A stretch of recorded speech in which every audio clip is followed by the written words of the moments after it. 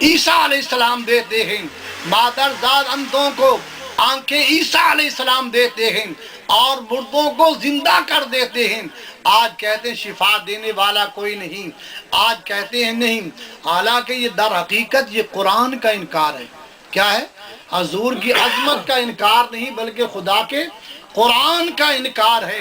جب قرآن کہتا ہے وَأُبْرِئُ الْأَكْمَحَ وَالْأَبْرَصَ وَأُحْيِي الْمَوْتَىٰ بِإِذْنِ اللَّهِ، وہ مردوں کو زندہ کرتے ہیں اور مادرزاد اندھوں کو بینا کرتے ہیں۔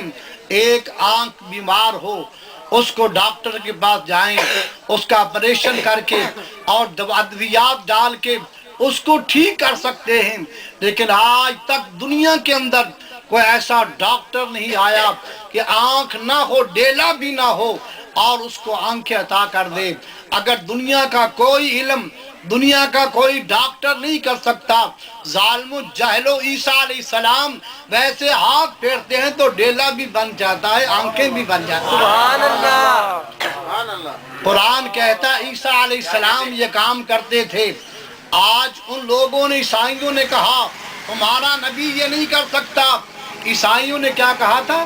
تمہارا نبی نہیں کر سکتا۔ آج یہ بھی بولی بول رہے ہیں۔ عیسائیوں اور ان کی بولی میں کوئی فرق ہے؟ عیسائیوں کی اور ان کی بولی میں کوئی فرق ہے؟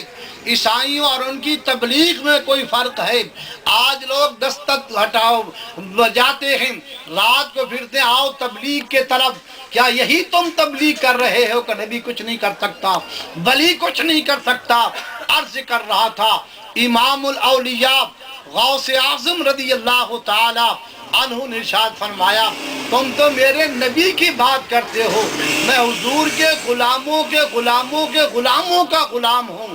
چلو چلو کسی قبرستان پر، کس قبر پر ہاتھ رکھنا تمہارا کام ہے، اور مردے کو اللہ کے حکم سے زندہ کرنا میرا کام ہے۔ سبحان اللہ۔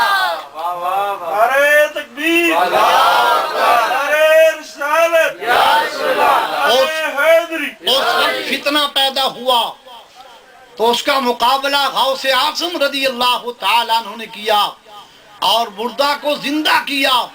5000 علماء، عیسائی اور وہ دوسرے وہ تمام کے تمام لوگ موجود تھے، اور اس دور میں ان لوگوں نے جب حضرت غوث اعظم کی کرامت کو دیکھا سارے کے سارے مسلمان ہو جائے۔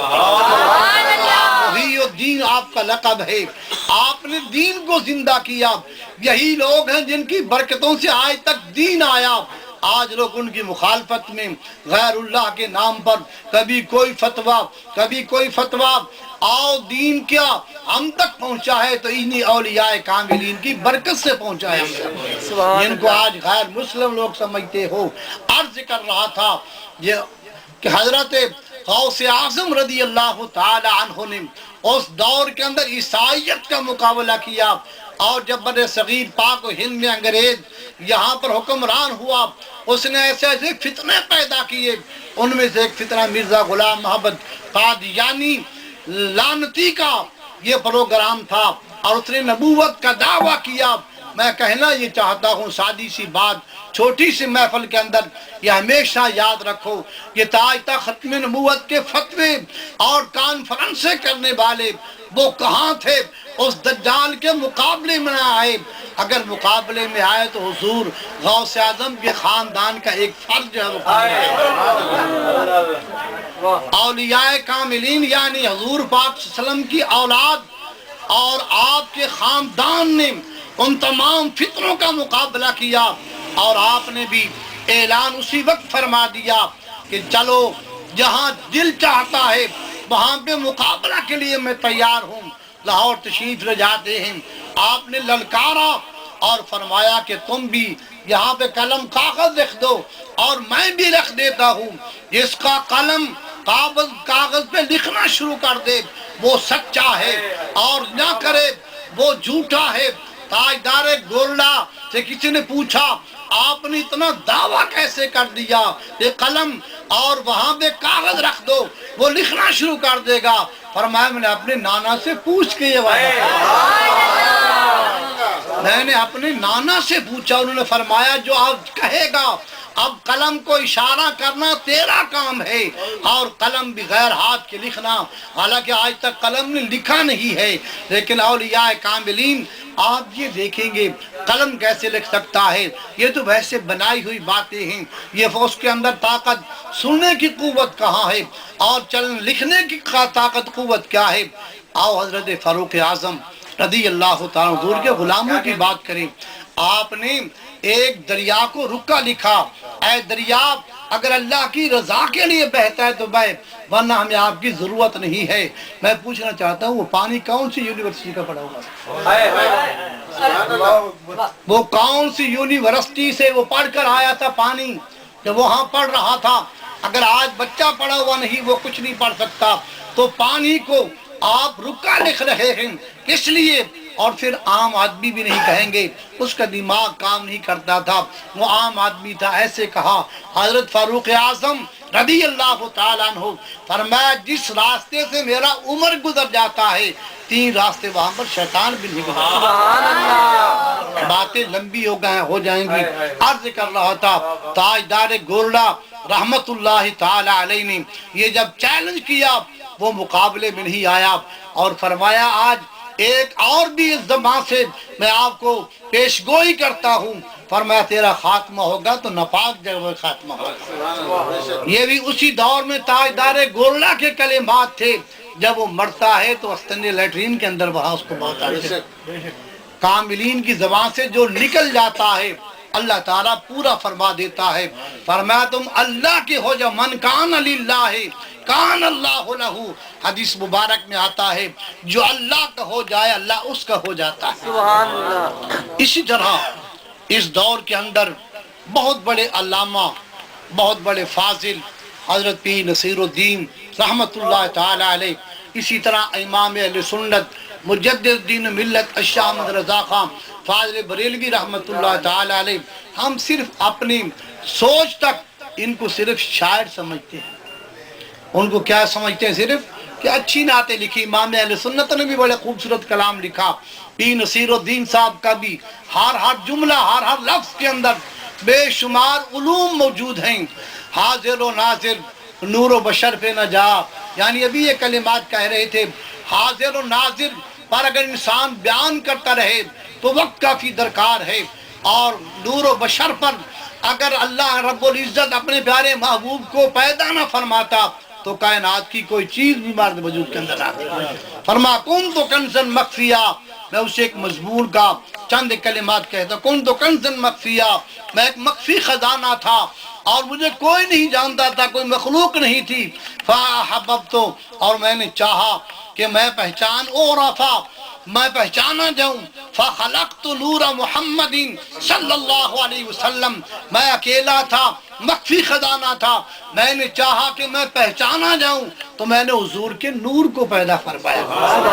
سب سے پہلے جو اللہ تبارک و تعالیٰ نے مخلوق پیدا فرمائی وہ سرکار دو عالم نور مجسم صلی اللہ علیہ وسلم کا نور پیدا فرمایا، اور یہ بھی معلوم ہو گیا کہ اللہ کی معرفت حضور کے بغیر ہو ہی نہیں سکتی، کیونکہ ان اعرف، میں پہچانا جاؤں۔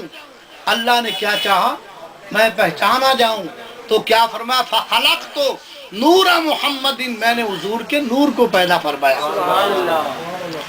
وہ جو نہ تھے کچھ نہ تھا، وہ جو نہ ہو تو کچھ نہ ہو، وہ جو نہ تھے تو کچھ نہ تھا، وہ جو نہ ہو تو کچھ نہ ہو، جان ہے وہ جہان کی جان ہے تو جہان ہے، خوف ذرا نہ رکھ رضا، تو ہے عبد مصطفیٰ، تیرے لیے امان ہے، تیرے لیے امان ہے۔ کر رہا تھا پیر نصیر الدین رحمۃ اللہ تعالی علیہ کی جب نعت شریف پڑھی جاتی ہے یا منقبت تو ہر لفظ پہ غور کرنا چاہیے، اور ایک ایک حرف کے اندر بے شمار علوم جو ہیں وہ موجود ہیں۔ جس طرح امام اہل سنت مجدد الدین ملت کی نعت یا کلام اکثر لوگ دوسروں کی نعتیں پڑھتے ہیں، پڑھنی چاہیے، حضور کی تعریف ہے، لیکن جو علم ادب عشق امام اہل سنت کے کلام میں اور پیر مہر علی شاہ صاحب پیر نصیر الدین کے کلام میں نظر آتا ہے، وہ عام شعراء کے اندر وہ گہرائی نظر نہیں آتی۔ امام اہل سنت نے ایک جملہ کہا، دور و نزدیک کے سننے والے وہ کان۔ ایک جملہ کیا فرمایا؟ بعض لوگ کہتے ہیں ہم یہاں سے پڑھیں وہ وہاں سنیں، یہ بھی ہے، لیکن اس کے اندر وہ ادب، وہ عشق اور وہ گہرائی نہیں۔ دور و نزدیک کے سننے والے وہ کان۔ آج اکثر یہ بات کی جاتی ہے، میں آج تقریر نہیں کرتا، لوگوں کو مسائل سمجھانے ہوتے ہیں کہ دور و نزدیک اللہ ہی سنتا ہے۔ اعتراض کیا ہوتا ہے؟ دور و نزدیک کیا ہے؟ اور تم کہتے ہو نبی سنتا ہے تو تم تو مشرک ہو، نعوذ باللہ۔ حالانکہ اللہ کے لیے دوری کا لفظ استعمال کرنا یہ کفر ہے۔ اللہ کے لیے دوری کا لفظ استعمال کرنا کہاں ہے جہاں پہ اللہ کی ذات نہیں؟ یہ مخلوق کی تعریف تو ہے کہ ہم یہاں ہیں، مسجد میں نہیں ہیں، محمد علی صاحب یہاں ہیں، ٹالی موری کے اندر نہیں ہے، یہ مخلوق کے لیے ہے، یہ خالق کی تعریف میں نہیں آتی۔ اور یہ کون سی توحید بیان کی کہ جو مخلوق کی تعریف ہے خدا کو تعریف وہ دے دی؟